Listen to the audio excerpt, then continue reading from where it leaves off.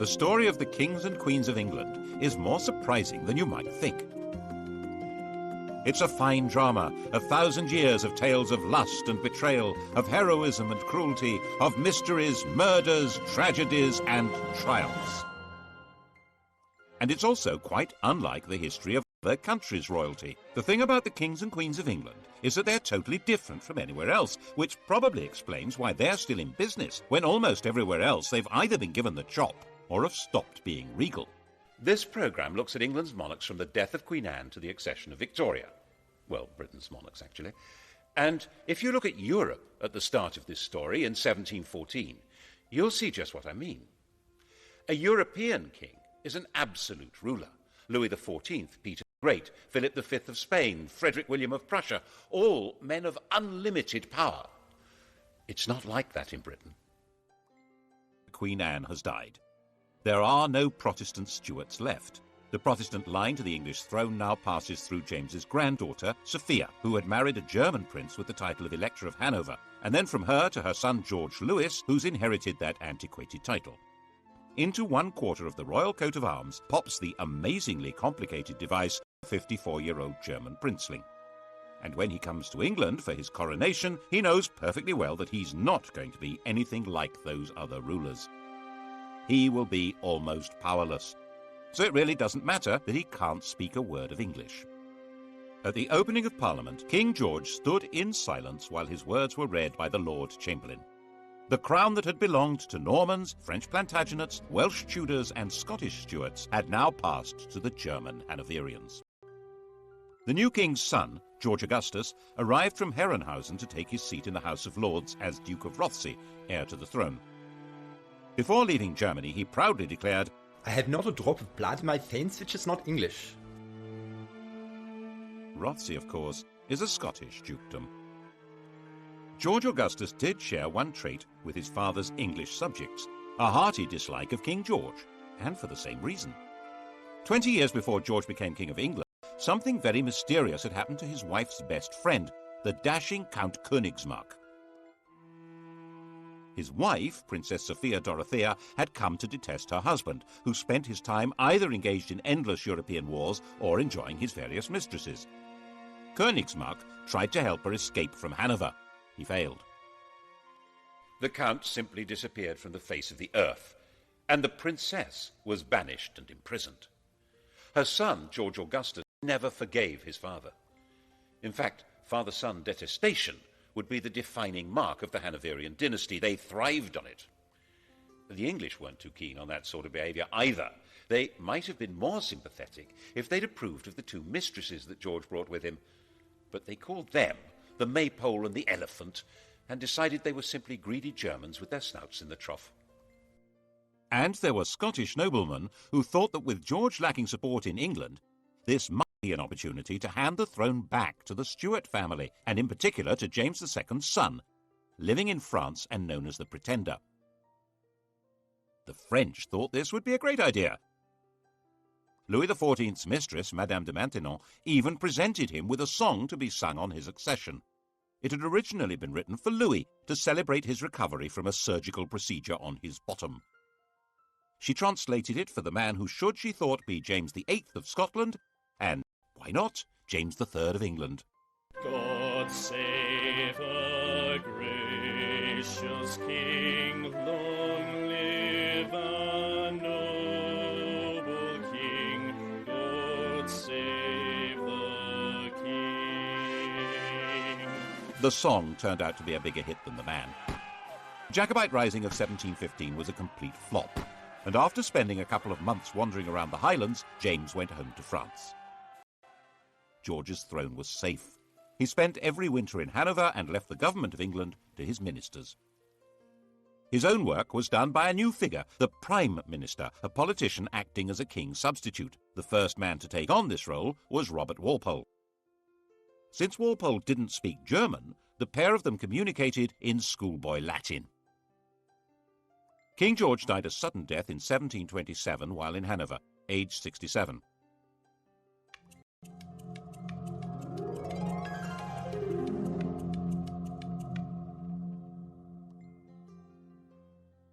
His son was living in Richmond, forbidden by the old man to take any part in court life or even to see his own children. When Walpole came with the news of his father's death, George II appears to have regarded it as a wind-up. "That is one big lie."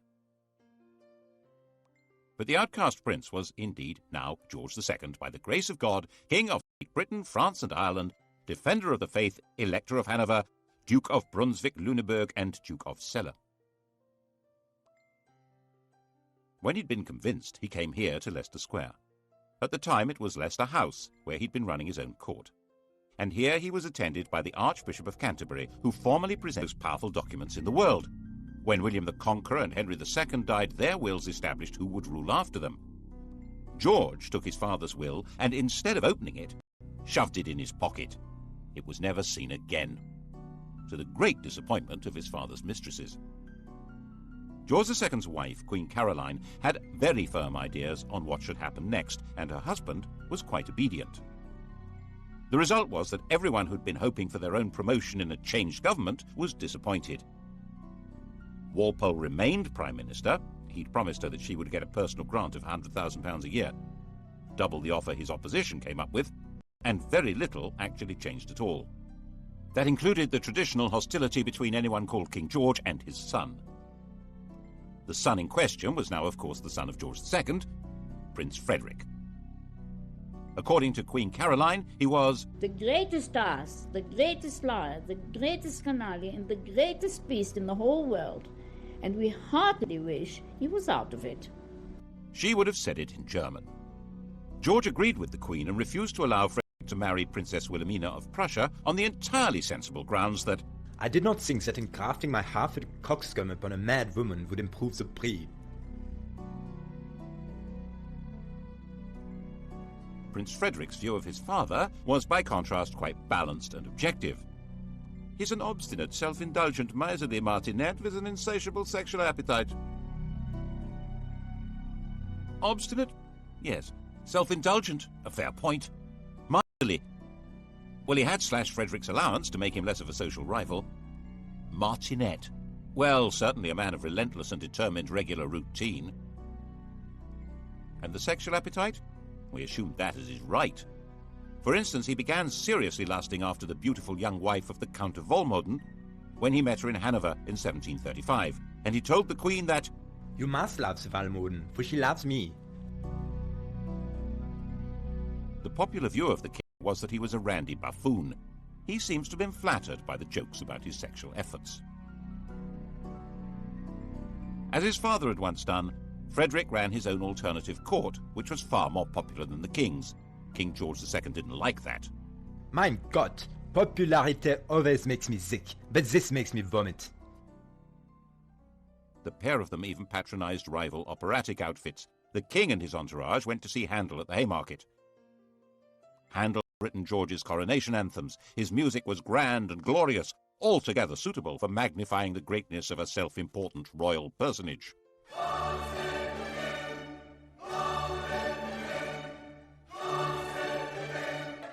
The prince and his crowd stayed away. They went instead to the Theatre Royal in Lincoln's Inn Fields.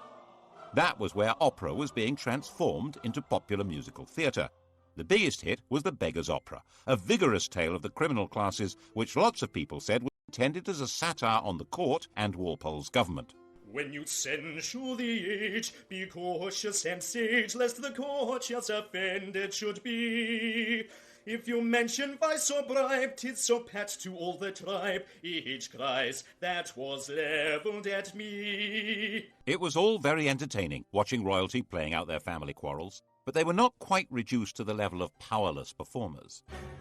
King George was a fighting man, like his father, head of the army, and very much engaged in the quarrels between the rulers of continental Europe. Walpole tried hard to keep him out of wars, but in 1739 the king got his way, and England went to war with Spain.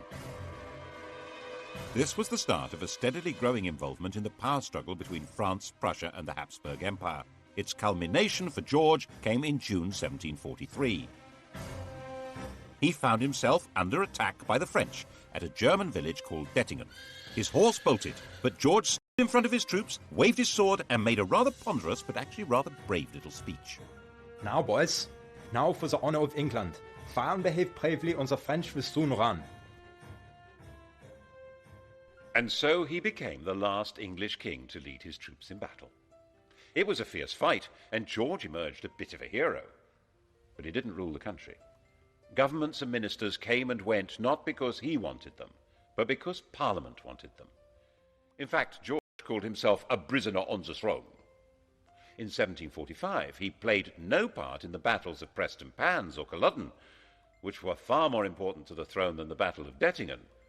After all, they were battles for the throne itself.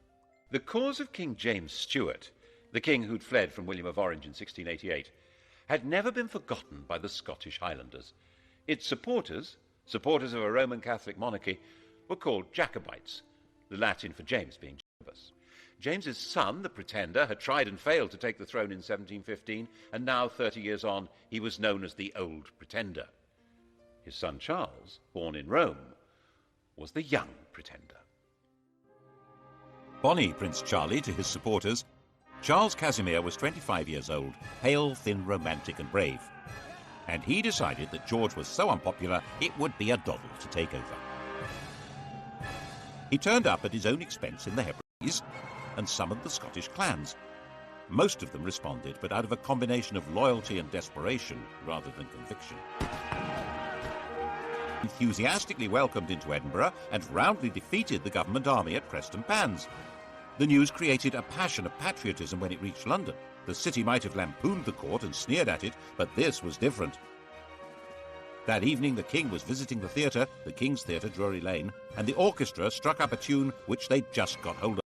God save a gracious king, long live a noble king, God save the king.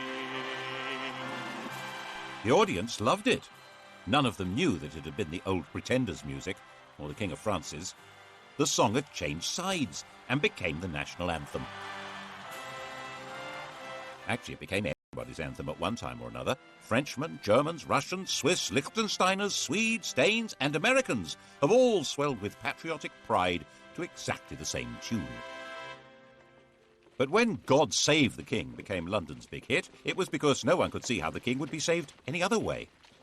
Marshal Wade, the best officer in the government army, said that Scotland was lost and England would fall prey to the first comer. Lord, grant that Marshal Wade may by thy mighty aid victory bring. May he sedition hush, and like a torrent rush, rebellious Scots to crush. God save the King.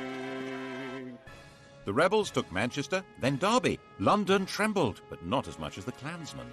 They'd marched expecting England to rise in their support and the French to invade. Instead, they had no support at all.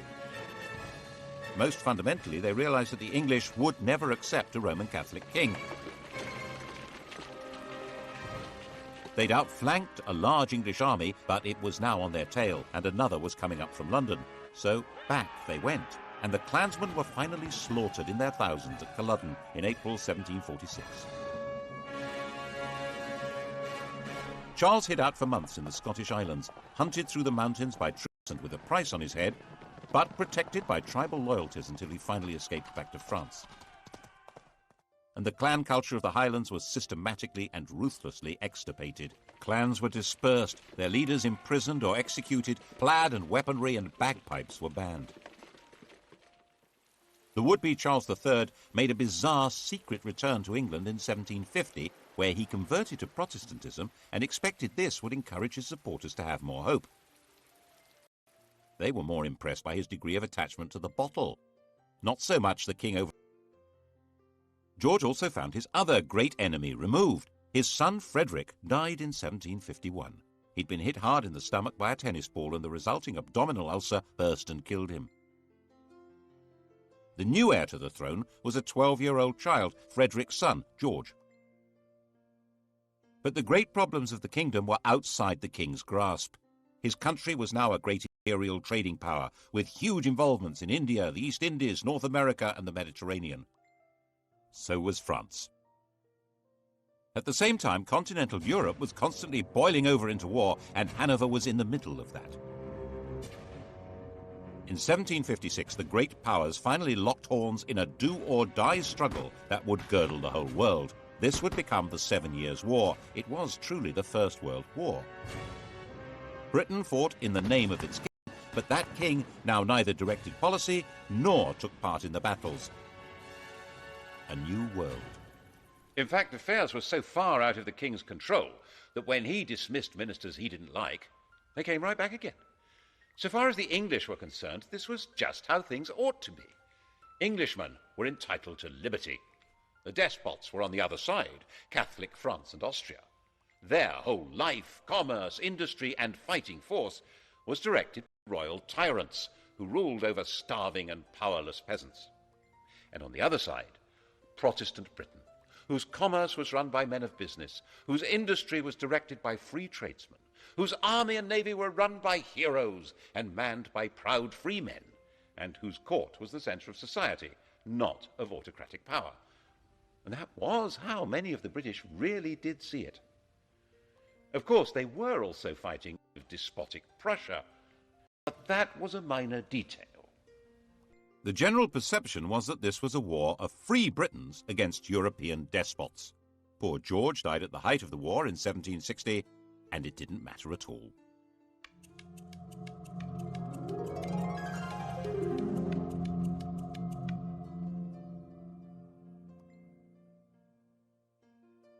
His grandson, now George III, was 22 years old.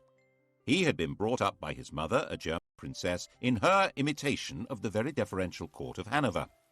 He learned the European idea of what a king should be, an enlightened despot whose power was absolute and was to be used for the benefit of mankind. This was, of course, very far from the English notion of kingship, in which the king was the leading figure in society, but whose power was entirely controlled by Parliament. He immediately set to work as a bossy, quick-speaking man. He read widely. He was fascinated by machinery and agriculture. He was a man delighted by the agricultural and industrial revolutions, and he was determined to restore the crown to what he saw as its proper position, a position abandoned, in his view, by Georges I and II.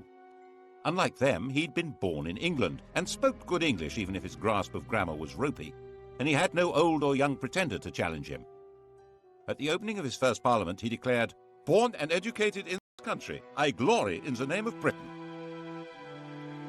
Parliament was controlled by one party, the Whigs, effectively an oligarchy of rich men who ran the country by a system of bribery, patronage, and nepotism. George felt that it was his job to improve matters. And so began the most catastrophic reign since James II. If it hadn't been for George III's attempt to turn back the clock, the inhabitants of New York might still be using British passports, and the inhabitants of Los Angeles and Miami, Spanish ones. Now there's a thought. To break the power of the Whigs, he set about creating what was almost his own political party, a group of MPs known as the King's Friends. He took back the power of distributing positions and favours from the government and did it himself, so he soon built up a collection of political dependents. His first objective was to bring an end to the war. He didn't at all share the anti-French views of the Prime Minister, William Pitt. It took a lot of political manipulation, but in 1763, with Pitt removed from power, a peace treaty was signed. By this stage, the war had actually been won. Pitt's policies had resulted in Britain becoming the dominant colonial power in the world. Britain was more or less undisputed ruler of North America, India, the Caribbean, and much besides. And George took the credit, the glory, and tried to take control. At the end of the 7 Years' War, in 1763, the King of England ruled over more of the world than any man since Genghis Khan, an empire about 5 times larger than Rome. Of course, he wasn't in the position of an Asiatic tyrant, or even your common or garden European despot. His control would have to be through Parliament. His power was limited to choosing ministers, and even that wouldn't work if Parliament and the country wouldn't stomach them, as George kept finding out. His solution was to do all he could to increase his own influence in Parliament, in effect get stuck right into political intrigues. Since it was illegal to report parliamentary debates, people became very suspicious of what was going on. He spent huge sums on trying to influence elections and would even personally go out canvassing. On one occasion, for instance, bustling into a draper's shop, saying, "The Queen wants a gown," announcing who to vote for, and rushing out again. When things went wrong. When Parliament rejected a bill that would have helped the Spitalfields weavers, the weavers marched off to find the king at Wimbledon. Shades of the Peasants' Revolt. George listened to their complaints and persuaded them to go back home. But when they realized he wasn't going to help, they rioted, and he personally ordered out the troops. He said he would put himself at the head of the army or do anything else to save his country. He also had a hand in creating the notorious Stamp Act of 1765, which tried to make the English colonists in America pay a tax on paper. This was the moment at which the whole language of politics began to change.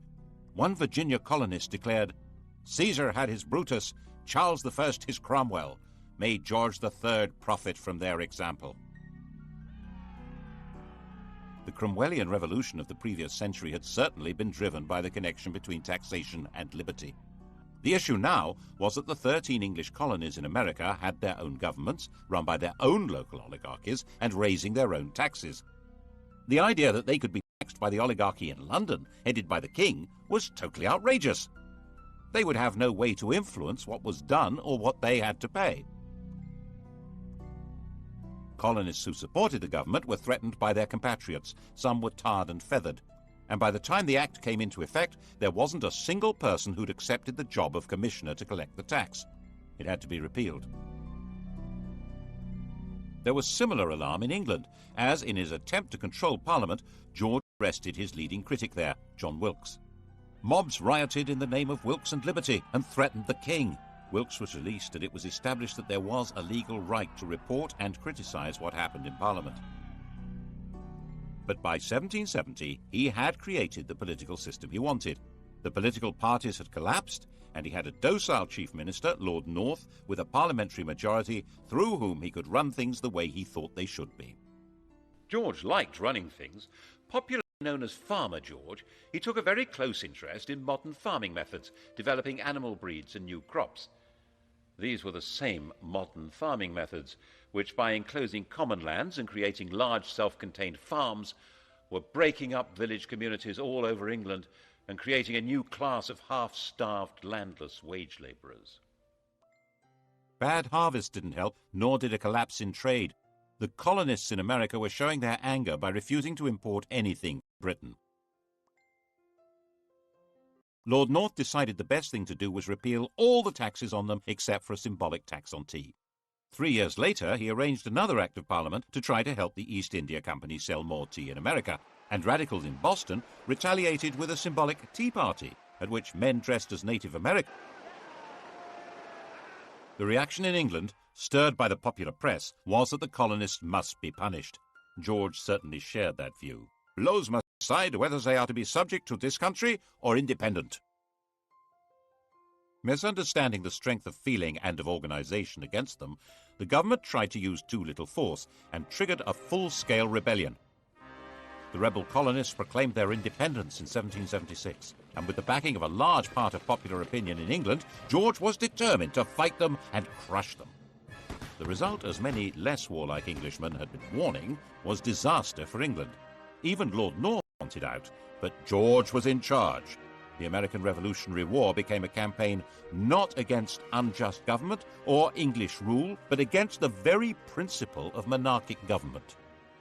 George's determination to be active in government and place himself at the heart of politics created a new republican movement, a language in which to attack the rule of kings.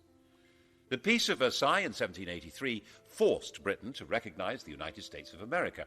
6 years later, our host at Versailles, Louis XVI of France, was himself called on by a revolutionary crowd who carried him off and set up their own republic.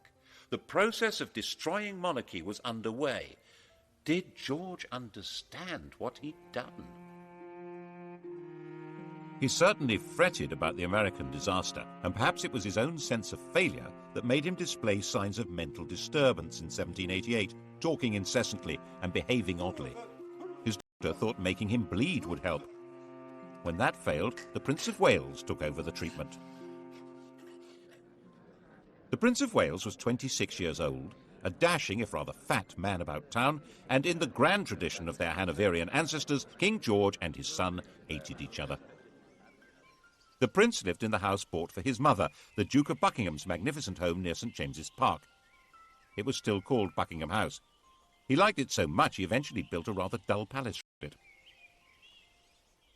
When he came of age, he'd set up his home in Clarence House, taken his seat in the House of Lords, and set about being a thorn in Daddy's flesh, partly by opposing his father's ministers and partly by his wildly extravagant social life, in the course of which he secretly married a glamorous widow, Mrs. Fitzherbert, after a passionate wooing process that included theatrically stabbing himself to safely produce as much blood as possible. The marriage was illegal. He wasn't allowed to wed without the king's consent. It was also significant that the lady was a Roman Catholic.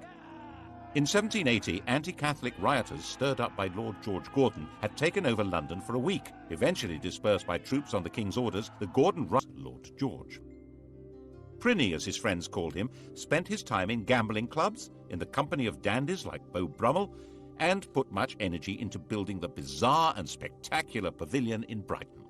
That's where he was when he heard that the king was mentally ill, and he hurried off to Windsor to take over. 28 years old, he was going to be regent. When the king saw his son, he physically attacked him.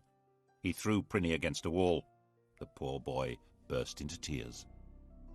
There was then a huge political battle over what powers the regent would be allowed to have. His own bunch of politicians led by Fox on one side and the king's led by Pitt on the other. Fox's supporters saw Pitt as a sort of fungus with as many arms as an octopus, growing on and taking over the royal dunghill. And the Prince of Wales brought in his own physician to treat the king or torture him. The royal physicians blistered the king's forehead to draw the poison out of his brain, forced him to take useless drugs, ordering servants to sit on the king when he resisted, and refused to let him have a fire in his room during the terribly cold winter. All this when the country was anticipating French invasion and radical revolution, and volunteer regiments were being formed as a desperate line of defense. Very desperate. Finally, new physicians were brought in who gave the king gentler treatment, and he recovered. In 1801, before the arguments over how the regency would function had been resolved, the king was back in charge. But not in the way he had been. The American defeat had been a personal disaster for him and dramatically weakened his political position. In an effort to reassert it, he'd installed a 24-year-old as Prime Minister and Chancellor of the Exchequer, thinking that here at least was a politician he could control. But William Pitt's son, Pitt the Younger, was shrewd, capable, and fully understood that George depended on him, so he held all the cards. And it was Pitt who had to decide how to deal with the spread of revolutionary Republican ideas from America and France into England. The same ideas that had been voiced in America about no taxation without representation were being heard in England, where huge new manufacturing towns had grown up, which had no member of Parliament. 3 years after the French Revolution, political reform societies called corresponding societies were founded in England. Riots were breaking out in the Midlands, in East Anglia, in Scotland. Attempts were made to kill the king. He was booed and stoned in London. And the French legislature passed a fraternal decree offering aid to all peoples seeking to throw off the chains of tyranny. Once war began with revolutionary France, political radicalism was plainly treason, wasn't it? The government decided on a policy of definitely without trial. The government charged people with treason for organizing public meetings calling for political reform. When they were acquitted, acts were passed which extended the definition of treason to include speaking or writing or bringing the king or his government into contempt. To back it up, a system of internal spying, an agent provocateur, was instituted. Postmasters were given the job of reporting to the Home Office anything suspicious that they heard or that went through the mail. Public meetings needed special licenses. When William Blake the artist found a soldier in his garden, he drove him out, shouting, "Damn the king, and damn all his soldiers, they're all his slaves." Bad idea. He was put on trial for sedition. The king himself was actually quite popular. He was generally seen as a kind-hearted, slightly bufferish sort of a person, but he was still ultimately in charge of what was going on. And when even Pitt insisted that Catholics would have to be allowed the same rights as Protestants and permitted to stand for Parliament, George forced him to resign. The issue had come to the fore because of Ireland. If England had some potential revolutionaries, how many more had Ireland, a land where an oppressed Catholic majority were ruled by imported Protestant colonists and an ideal staging post for a French invasion? In 1801, Ireland was incorporated into Great Britain, creating the United Kingdom. It was an attempt to make Ireland more secure. The fact that at the same time the king formally abdicated his meaningless title of King of France shows exactly where the threat was coming from. But if Ireland was to be truly united with England, there would have to be Catholic emancipation. And King George wouldn't have it. Whatever might have happened could not have been worse than what did. Ireland still bleeds now.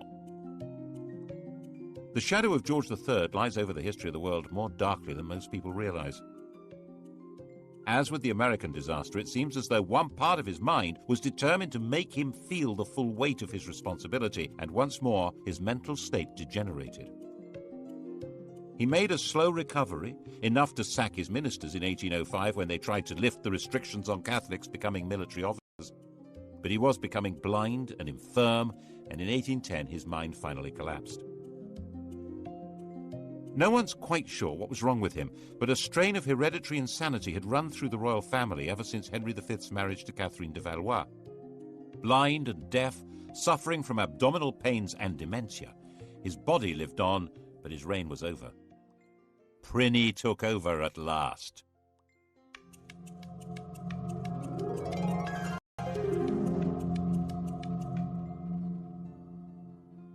The European monarchy had been transformed. The enlightened despots had fallen. Napoleon's empire had swallowed them up, replacing them with dictators from his own family or under his control. Even Hanover had been overwhelmed. The Tsar still survived, but Napoleon was about to invade Russia. Britain stood virtually alone. And in Britain, the ancient principle of the royal prerogative was now in the fat, clammy hands of a gambling, massively indebted, roly-poly dandy with a passion for show and splendor. But the military genius of Wellington and Nelson didn't need a king to guide it. So under his uninspiring, even ridiculous leadership, Napoleon was defeated and the decrowned heads of Europe were brushed down and put back on their thrones. Why, the ruler of the United Kingdom even became King of Hanover. Prinny had been against everything his father stood for. But now he was in power, he suddenly adopted all his father's political principles, especially his determined opposition to letting Catholics have civil rights and to any reform of Parliament.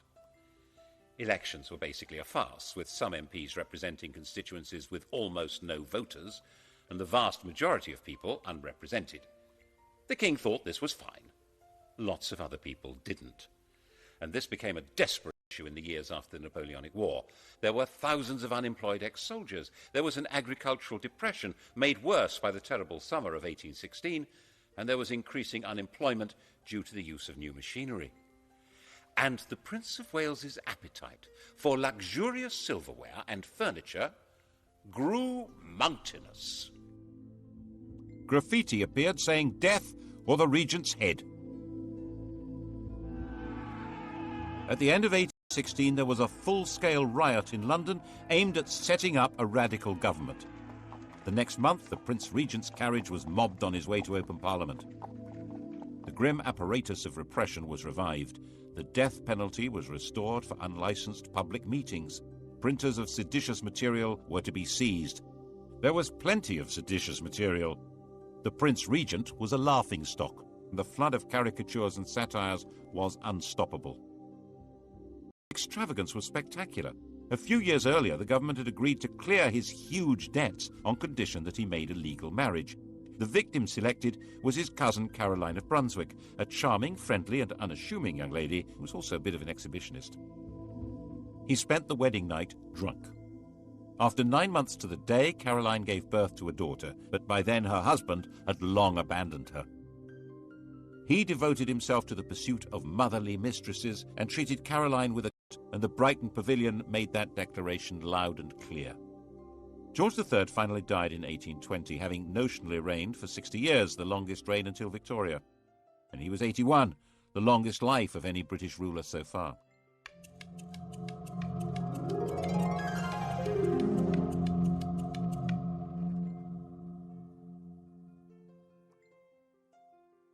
Pliny was now king. His wife Caroline now decided to come to England from her exile on the continent and take her place at her husband's coronation. An immediate attempt was made to pass an Act of Parliament divorcing the royal couple, but it was dangerously unpopular and had to be abandoned. She turned up for the coronation at Westminster Abbey, but the door was closed in her face. The coronation, fabulously expensive, was performed in complete privacy. She went away broken-hearted and died less than 3 weeks later. Her body was to be returned to Brunswick for burial. The king, nervous of a riot, insisted that the coffin should not be transported through the city of London, but it was seized by Londoners, who staged their own funeral procession with it and were gunned down by the house guards at Hyde Park Corner. Afraid of being attacked and afraid of being laughed at because of his great swollen body, from 1823 King George IV avoided being seen in public. He even built a tunnel to allow him to get from his rooms in Brighton Pavilion to the riding school in private. And of course it was said ever since that it connected to his mistress's house. It became essential for the government to break the king's opposition to reform, especially with regard to Catholics, but he held the power of veto. The arguments went on hour after hour, day after day, with the king becoming more enraged and more ill, until finally he broke. By February of 1830, he was partially blind and raving, convinced that he'd commanded a division at Waterloo and ridden a winning race at Goodwood. And so he died. And they found 50 years of coats, boots and pantaloons, and countless bundles of women's love letters, of women's gloves, of locks of his many mistresses' hair. Why on earth did Britain need a king? What use was he to man or beast? Why in heaven's name wasn't there a revolution? The truth is, no one knows. Some historians think it was a result of Methodism becoming popular, diverting poorer people's energy from politics into religion. Some think it was patriotism in the age of empire, that king and country was a slogan that helped people pull together against Napoleon. But perhaps, given the riots, rebellions and mutinies, it was due more to the efficiency of the police state and the forcefulness of repression. And lurking at the back of people's minds was the distant memories, echoed and made more terrible by the vision of the guillotine in France. Always keep a hold of nurse, for fear of finding something worse. Despite George's enthusiastic sexual enterprise, he had only produced one legitimate child, and she died in childbirth. The heir to the throne was his brother William, who was 54.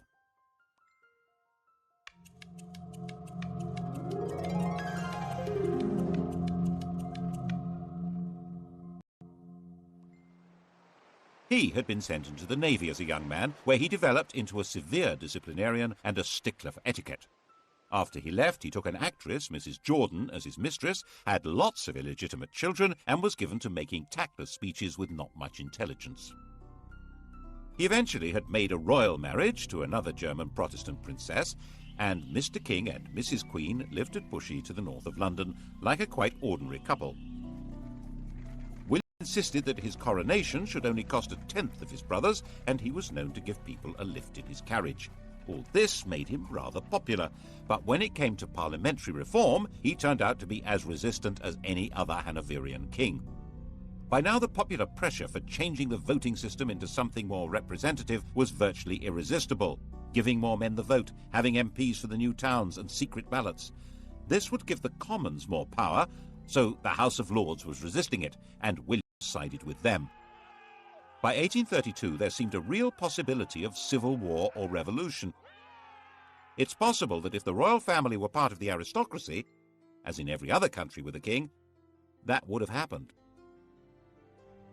But the king and queen had their family roots in Germany, and there was no natural alliance between them and the great aristocratic families. William was weak and was forcefully persuaded to give way, and Britain was started on the road to democracy.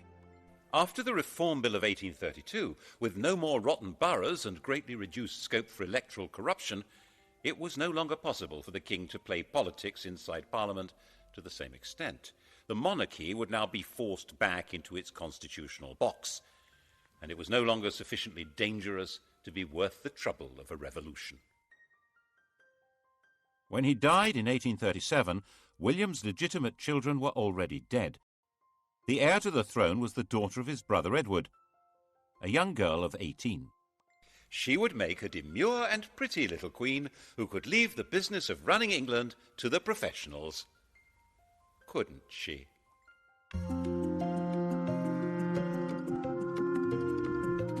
Sky Digital viewers, press red. On UK TV History next, the modern kings and queens of England coming up here on History, and starting on documentary, The Best of British. Blue Planet.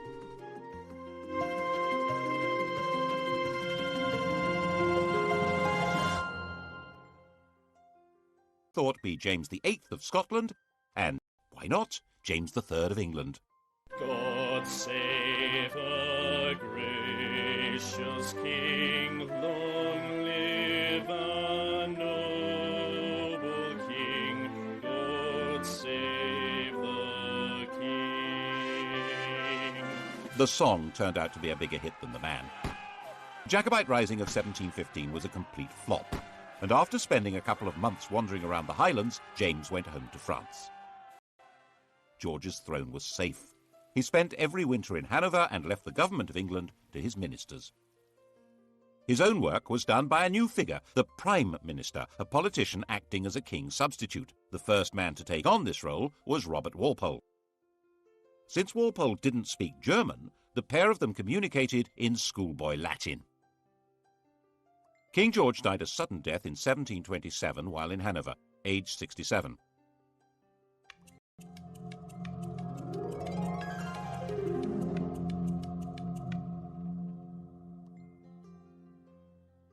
His son was living in Richmond, forbidden by the old man to take any part in court life or even to see his own children.